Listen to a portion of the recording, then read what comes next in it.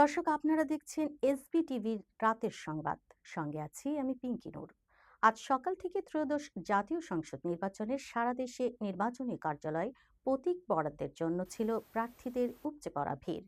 নিজ নিজ দলের প্রতীক পেয়ে আনন্দ প্রকাশ করেন প্রার্থীরা।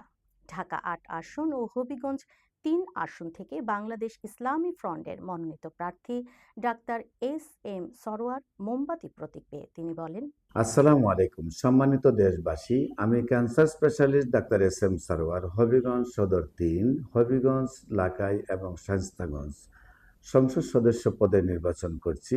বিশেষ করে বৃহত্তর সুন্নি জোট বাংলাদেশ ইসলামী ফ্রন্ট মোমবাতি প্রতীক নিয়ে। আপনাদের ভোটে যদি আমি নির্বাচিত হই, আপনাদের সেবা করার যদি আমাকে সুযোগ দেন, প্রথম কাজটি হবে আমার শিক্ষার ব্যবস্থার পরিবর্তন করা, কর্মমুখী শিক্ষা চালু করা এবং বইয়ের বোঝা কমানো এবং শিক্ষার মাধ্যমে দক্ষ কর্মী গড়ে তোলা।